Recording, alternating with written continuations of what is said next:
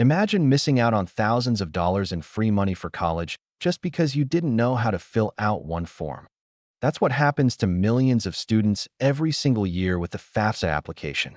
And if you think FAFSA is just for low-income families, you're in for a surprise. Because today, I'm breaking down everything you need to know about the FAFSA application, what it is, how to fill it out step by step, and the hidden mistakes that could cost you free college money. Stick around till the end, because I'll also reveal one insider FAFSA secret that can actually increase your eligibility for aid without changing your income. Number 1. What FAFSA actually is. FAFSA stands for Free Application for Federal Student Aid. It's the official form the USA government uses to decide how much financial help you can get for college or career school. Think of it like your financial key to unlock grants, work-study, and student loans. And here's the best part. It's free to apply. Many people assume FAFSA is only for federal loans, but it's actually used by colleges, states, and even private scholarship programs to decide who gets aid. For example, a student named Emily filled out FAFSA expecting only a small loan. But when her college received her FAFSA data, she was automatically considered for a state scholarship worth $3,000 per year. So, even if you think you don't qualify, fill it out anyway. You might be leaving thousands of dollars on the table. Number 2. When you should apply. Timing is everything with FAFSA. The form opens every year on October 1st for the next school year. That means if you're planning to start college in fall 2026, you can start your FAFSA as early as October 2025. The earlier you apply, the better your chances of getting more aid, because some funds are first come, first served. Here's a quick example.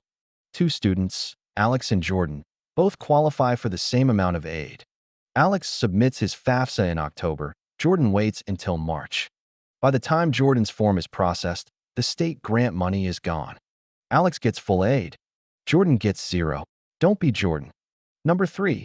What you'll need before you start. Before diving into the form, gather your documents. This step can save hours later. You'll need your social security number, driver's license if you have one, W-2 forms, and tax returns for you and your parents, if you're a dependent student. If you or your parents use the IRS Direct Data Exchange tool, it can pull your tax info automatically. No need to type it all in. Also, have a list of schools you're applying to, even if you're not sure yet. You can list up to 20 schools on your FAFSA. Here's why that matters. Each school uses your FAFSA info to decide your aid package. The more schools you list, the more financial options you have later. Number 4. How to create your FSA ID. Before you can even start your FAFSA, you need an FSA ID. That's your username and password for the Federal Student Aid website. It's like your digital signature. Both you and your parent, if you're a dependent student, need one. Go to studentaid.gov and create it. It only takes about 10 minutes. Pro tip: use an email you'll keep for years, not your high school email. Many students lose access to their FAFSA accounts because their school email gets deleted after graduation. Once you have your FSA ID, keep it safe. You'll need it every year you apply for aid. Number 5. Step by step. How to fill out the FAFSA form. All right, now let's go through it step by step so you don't get overwhelmed. Step 1. Log in at studentaid.gov using your FSA ID. Step 2. Choose the correct school year. If you're attending college from August 2026 to May 2027, select the 2026 to 2027 FAFSA form. Step 3. Fill out your personal information, name, address, social security number, and citizenship status. Step 4. Add the schools you want to send your FAFSA to. You can always update this list later. Step 5. Answer the dependency questions. This determines whether you'll need your parents' information. Step 6. Add financial information, income, assets, and taxes. Use the IRS Direct Data tool to make this easier and more accurate. Step 7. Sign and submit your form using your FSA ID. And that's it. You'll get a confirmation email once your form is submitted. But here's something most people miss. You can always log back in and correct mistakes or update your information if your situation changes. Number 6. Common FAFSA mistakes to avoid. Even small errors can delay your aid or reduce your eligibility. The biggest mistake: leaving fields blank. If something doesn't apply to you, enter 0, not blank. Another common mistake is using nicknames instead of legal names. FAFSA must match exactly what's on your Social Security card. Also, don't mix up parent and student income information. That happens all the time. One more, forgetting to sign the form. Both the student and parent, if applicable, must sign with their FSA IDs before submission. Here's an example. A student named Maya forgot her dad's signature. Her application sat incomplete for 3 weeks, and she nearly missed her college's priority deadline. Always double-check before submitting. Number 7. How FAFSA decides your aid. Here's where it gets interesting. FAFSA doesn't directly decide how much money you'll get. Instead, it calculates something called your Student Aid Index, or SAI. Your SAI represents how much your family can afford to pay for college, based on income, assets, family size, and how many kids are in college. Then, each school subtracts your SAI from its cost of attendance to figure out your financial need. For example, if your chosen college costs $25,000 a year and your SAI is $5,000, your financial need equals to $20,000. That's how schools determine your mix of grants, loans, and work-study offers. Number 8. What types of aid you can get. When you fill out FAFSA, you're automatically considered for multiple types of aid. First, grants. That's free money you don't have to repay. The most common is the Pell Grant, which can be worth thousands of dollars depending on your financial need. Second, work-study. That's a part-time job program that helps you earn money for school expenses. Third, student loans, both federal subsidized and unsubsidized loans. Subsidized loans don't charge interest while you're in school. Unsubsidized loans do. Many states and schools also offer their own grants and scholarships based on your FAFSA results. So, that one form opens doors to multiple opportunities. Number 9. FAFSA isn't just for low-income families. Here's a big myth. My family makes too much money, so I shouldn't bother. That's not true. Even middle and upper-middle income families can qualify for aid, especially at private or high-cost universities. For example, a family earning $120,000 a year with 2 kids in college may still qualify for thousands in aid because the cost of attendance is high. Also, many merit-based scholarships still require a FAFSA, even if they're not based on income. So again, fill it out. You have nothing to lose and possibly thousands to gain. Number 10. The FAFSA secret that boosts aid. Alright, remember that insider secret I promised? Here it is.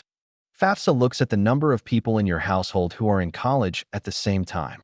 The more students in college, the lower your student aid index, meaning you qualify for more aid. So, if you and your sibling are both in college next year, your aid could double, even if your family income stays the same. This one factor surprises families every year. And yes, it's completely legitimate. Number 11. What happens after you submit FAFSA? After you submit, your FAFSA goes through processing. Within a few days, you'll receive a student aid report, also known as SAR, summarizing all your info. Review it carefully for mistakes. Then, each school you listed will use your FAFSA to create your personalized financial aid offer.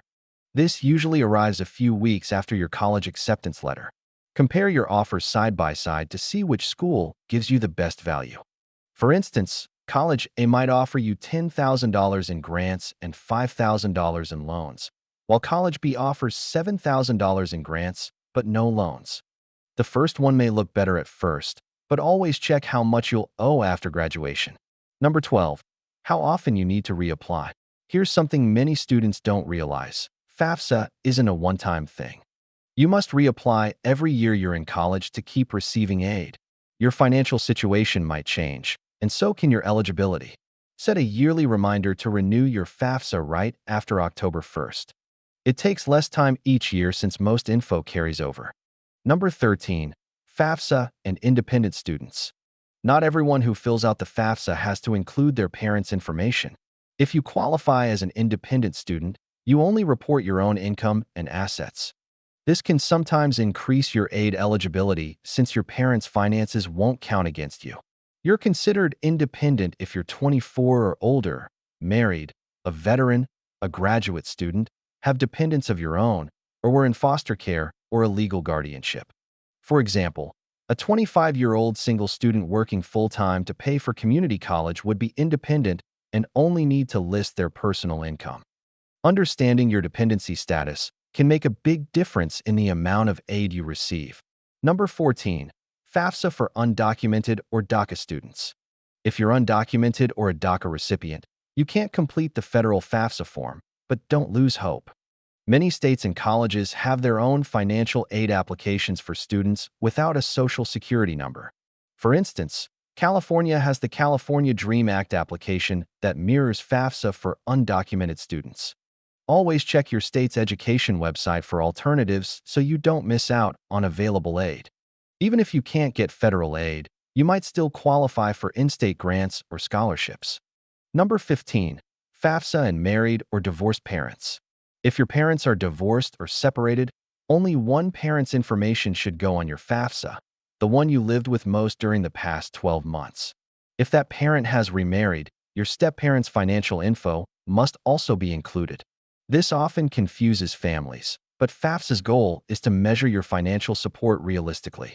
Here's an example.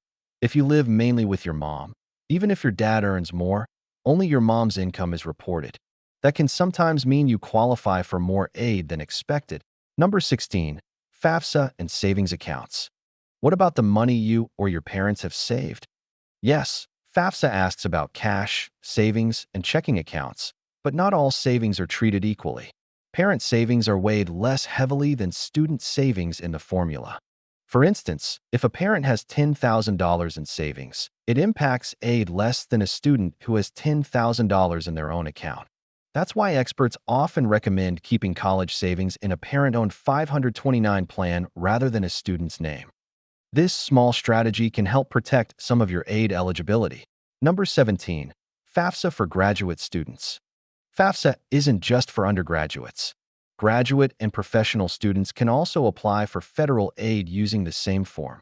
However, they're automatically considered independent, so no parental information is needed. Graduate students typically qualify for unsubsidized loans and Graduate Plus loans, which cover remaining tuition costs. For example, someone pursuing a master's in education might get $20,000 in federal aid through these programs after completing the FAFSA. So, even after your bachelor's degree, FAFSA still plays a role in funding your education. Number 18. FAFSA and deadlines you can't miss.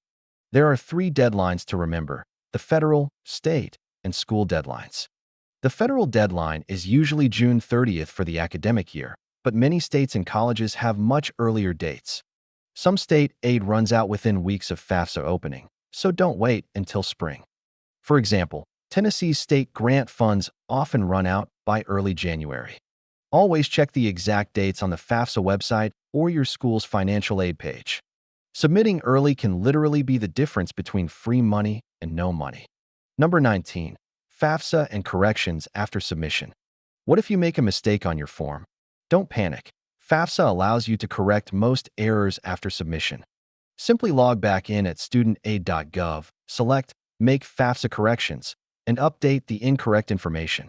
For example, if you entered the wrong Social Security number or listed a school you no longer plan to attend, you can fix it right away. However, major updates like tax changes or dependency status might need additional documentation from your school's financial aid office. Always double-check your student aid report before colleges process your application. Number 20. How schools receive and use your FAFSA. Once your FAFSA is processed, each college on your list receives your financial data electronically. They use this to create your unique financial aid package, which may include a mix of grants, scholarships, and loans. Every school's offer will look different because tuition and available funds vary. For instance, one college might offer you $8,000 in grants, while another offers $12,000, even with the same FAFSA data.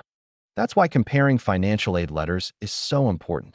Choosing the school that offers the most free money could save you thousands of dollars in debt later. Number 21. FAFSA renewal and changing circumstances. If your family's financial situation changes, like a job loss, medical bills, or divorce, you can update your FAFSA or contact your school's financial aid office for a professional judgment review. They can manually adjust your aid package based on your new situation. For example, A student whose parent lost a job mid-year might qualify for thousands more in grants after a professional judgment review. Don't assume your first award is final. Schools have the power to make adjustments if your circumstances change. Number 22. FAFSA and federal work-study jobs. When you fill out FAFSA, there's a question asking if you're interested in work-study. Always check yes. It doesn't commit you to a job, but it makes you eligible for part-time, on-campus positions that pay directly to you. These jobs often fit your class schedule and can include roles like library assistant, lab helper, or tutoring. For example, a student who works 10 hours a week at $15 per hour could earn around $3,000 per semester without affecting their future aid. That's a great way to pay for books, rent, or transportation while studying. College is expensive, but FAFSA can make it manageable, even affordable. Whether you're a high school senior or a parent planning ahead, knowing how to navigate this one form can literally save you tens of thousands of dollars. So what's one question you still have about the FAFSA application? Drop it in the comments. I'd love to see what confuses people the most about getting free college money.